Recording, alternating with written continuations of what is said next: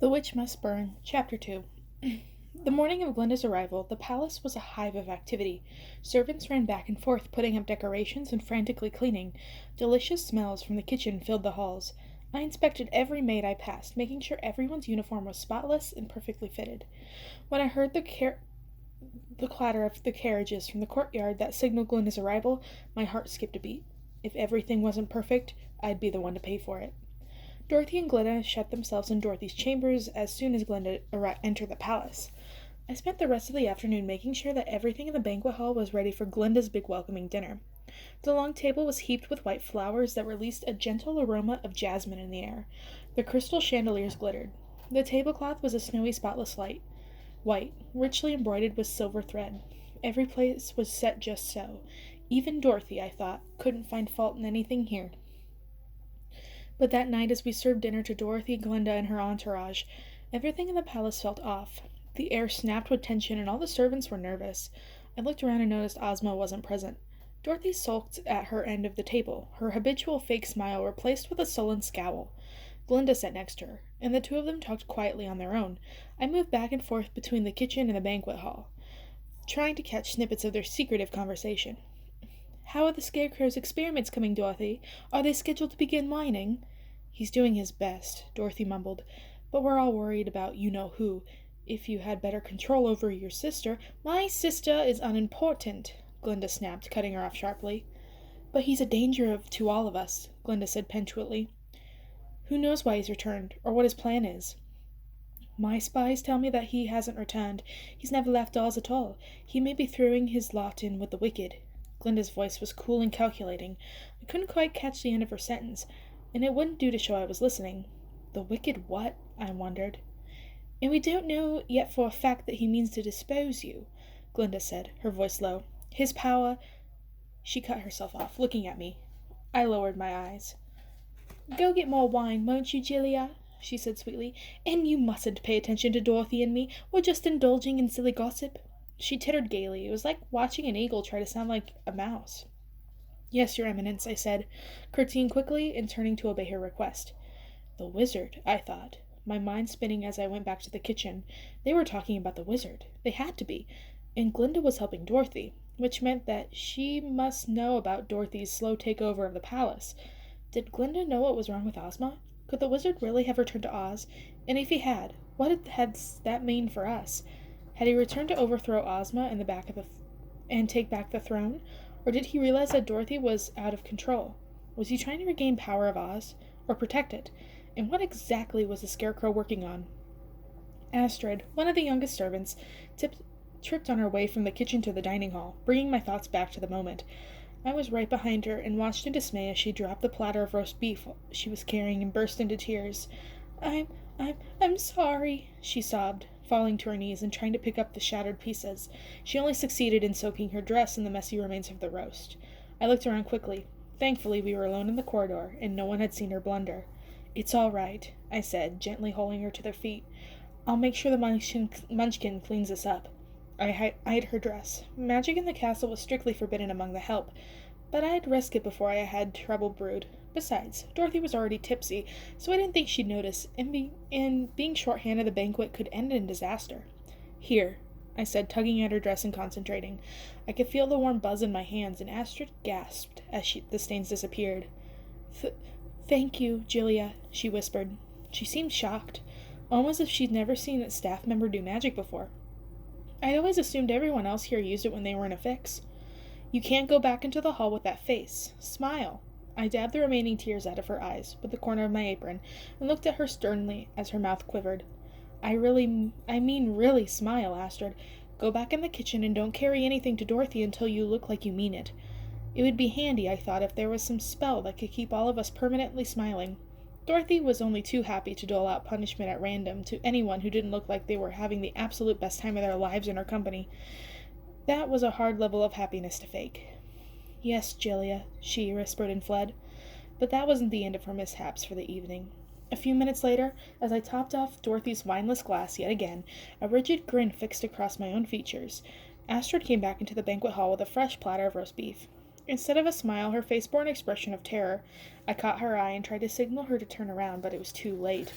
Dorothy could spot suffering from across the room like a cat on the prowl for errant mice. "Annabelle," she crooned, her voice dripping with lethal sweetness, "come over here with that." Astrid's eyes went wide in fear. At Dorothy's feet, Toto growled from his jeweled velvet pillow.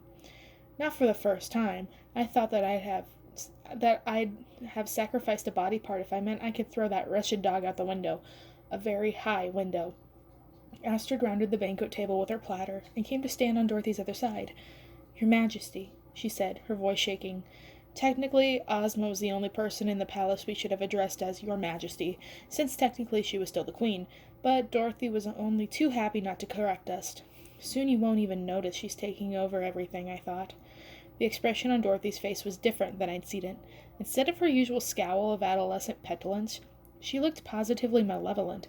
A chill ran down my spine. Something was very, very wrong. I have to get Astrid out of there, I thought frantically, taking a step forward, but it was too late. "Annie," Dorothy crooned, "I've been waiting for the roast all evening. Jillia told me it's extra special tonight. Was there a problem in the kitchen, Astrid?" "A problem, Your Majesty?"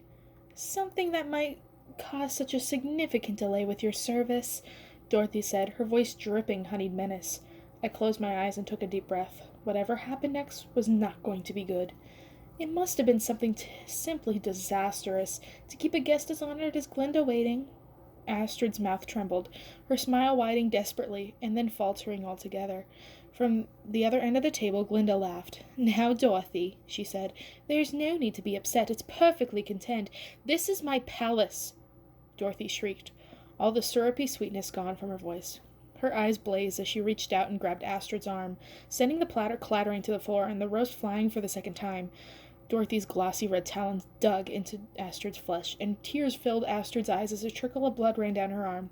"You know what we do in my palace with servants who cannot perform their tasks properly?" She released Astrid's blood-streaked arm and leaned back in her chair. Glinda put one pale hand on Dorothy's arm. "Not yet, Dorothy," Glinda said, so low I almost missed it. "The time is not yet." I stared at Dorothy, my mouth half open in horror. She'd been cruel before, entitled and prone to outbursts, but I've never seen her do anything like this. "No, Your Majesty," Astrid cried, sinking to her knees and sobbing. "Please, Your Majesty, I'm sorry. I'm so sorry. It will never happen again. Miss, please don't hurt me." "That's enough," I said sharply. Dorothy looked at me, her eyes narrowed in surprise. "I made a mistake with the order of the dishes. There's no need to punish Astrid." I added a hasty and belated, "Your Majesty." "Is that so?" Dorothy said. Her sudden calm was even more terrifying than her rage of moments ago. "Really, Jillia, you disappoint me." "The servants are my responsibility," I said. "Are you disagreeing with how I chose to discipline them?" I took another deep breath. If I could distract Dorothy and calm her down, we might get all of this banquet unscathed. "Of course not, Your Majesty," I said. "As always, your wisdom is boundless. But I should have known that... I racked my brain and hit on an idea. I should have known that Astrid was too young to wait on such an important guest. The pressure was too much for her. She's just nervous, Your Eminence. Please, there's no need to punish her." I curtsied in Glinda's direction, for good measure, and caught an evil little smile flicker across her face and vanished again.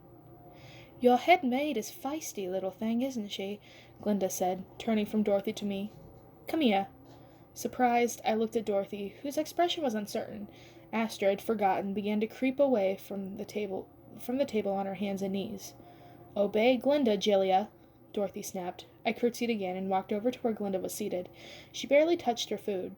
Her plate was still full. From a distance she was beautiful. Up close she was even more so. Her soft, strawberry blonde curls framed her heart-shaped, ageless face. Her eyes were a bright cornflower blue. She was wearing a pale pink ball gown sewn together out of what looked like tiny scales of leather. The effect was almost like armor, but still managed to be pretty. She stretched out one delicate, manically manicured hand, and gripped my chin, turning my face back and forth as she studied me like a bug under a magnifying glass. Her blue eyes bored into me, and I felt as though I was falling into a bottomless pool, sinking deeper and deeper below the surface as I helplessly watched the sunlight recede above me and the darkness intensify all around me. "You're supposed to be the good witch," I thought, faintly, but the look in Glinda's eyes was cold, hard, appraising. You can't just have my maid, Dorothy said indignantly. Her voice broke the spell. I inhaled sharply as though I was about to be under water.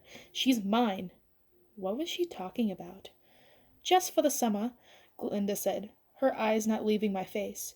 You can have her back as soon as I'm done with her, Dorothy. You wouldn't begrudge me for this one favor, wouldn't you, after everything I've done for you? Her voice was so syrupy I swore I could see the words oozing out of her mouth and flowing across the table towards Dorothy like a pink sugary tide. Dorothy blinked, her mouth falling open a little as the thick shimmering liquid slid up the front of her dress and into her open mouth. Dorothy licked her lips, which glistened as though they'd been dipped in sugar. I blinked. I wasn't imagining it. Just for the summer, she whispered.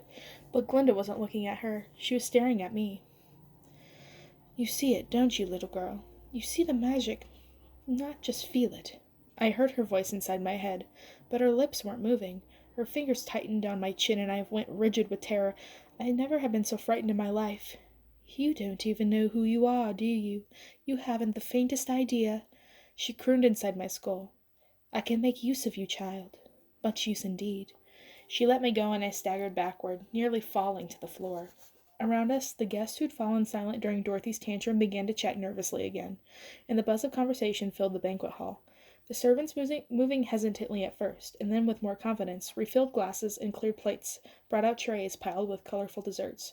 The room returned to normal for everyone but me. Just for the summer, Glinda said pleasantly. I think it'll be such a wonderful time, don't you, Julia? My heart hammered in my chest. My limbs finally released from her terrible power. I answered in the only way I could. I turned and